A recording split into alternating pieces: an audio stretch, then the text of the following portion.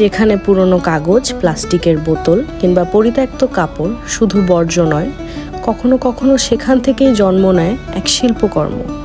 ঠিক তেমনি ইউল্যাবের fashion show শুধু একটি শিল্পকর্ম নয়, এটি প্রকৃতি রক্ষা আন্দোলনের একটি শক্তিশালী প্ল্যাটফর্ম। বিশ্ববিদ্যালয়ের গণমাধ্যম অধ্যয়ন ও সাংবাদিকতা বিভাগের এবারের সেমিস্টারের পড়াশোনার বিষয় ছিল আনমাস্কিং নেটওয়ার্ক প্রপাগান্ডা।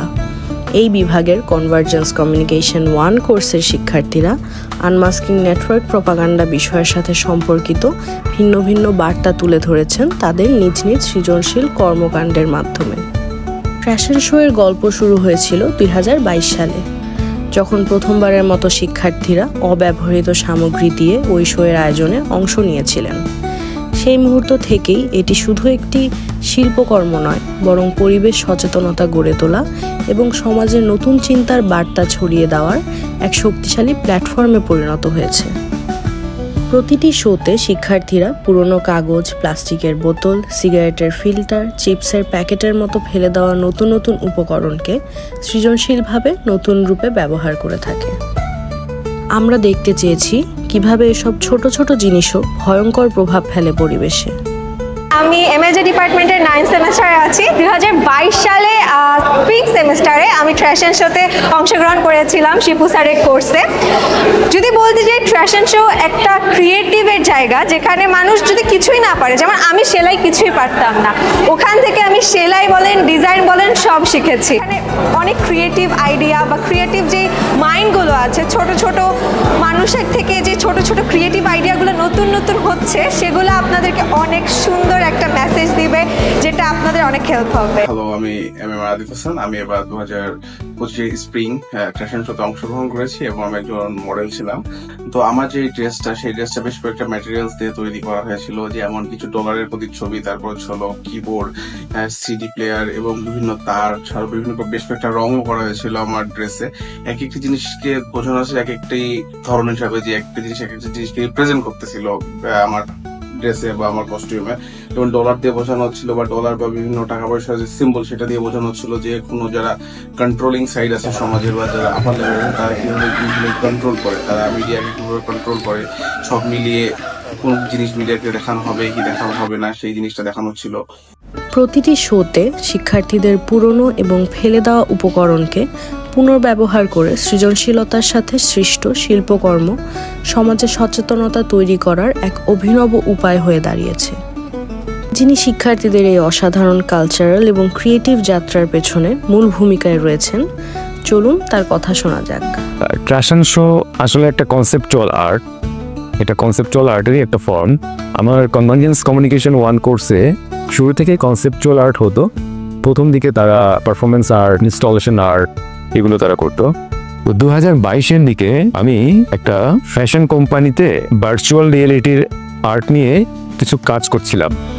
তখন আমার এই ফ্যাশন ইন্ডাস্ট্রি বিষয়টা নিয়ে আমার একটু কোর্সের সাথে কিভাবে রিলেট করা যায় সেই আগ্রহটা তখন একটু শুরু হয়। এবং এই সময়ই আমি MIT-র একটা প্রোগ্রাম দেখি যে ওরা ফ্যাশন শো করছে। তখন আমি এই শব্দটার সাথে পরিচিত হলাম। এটা একটা নতুন শব্দ, ট্রাশ এবং ফ্যাশন, এই দুটোকে যোগ করে একসাথে ফ্যাশন বলছে।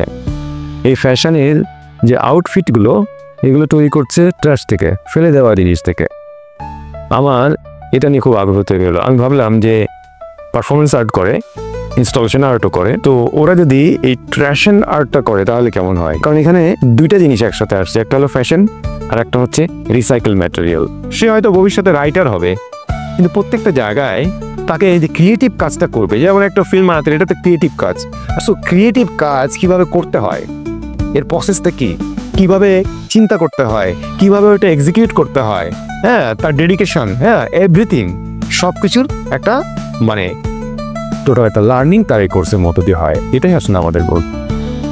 ফ্যাশন শো শিক্ষার্থীদের পরিবেশ এবং সমাজের প্রতি তাদের দায়িত্ববোধ ও সচেতনতা বোধ তৈরি করে।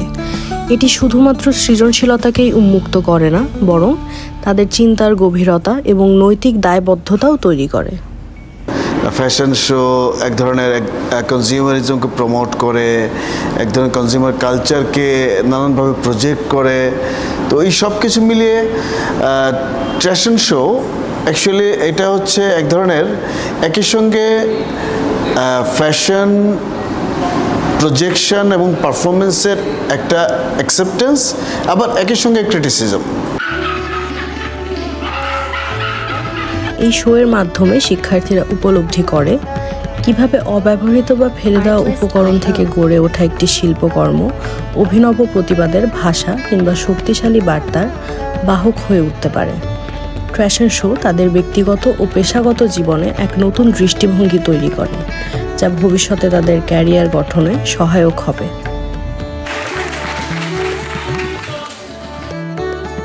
আসলে আমি এখানে বসে বসে ফ্যাশন শো দেখছিলাম আর নানান চিন্তার মধ্যে হারিয়ে গেছি।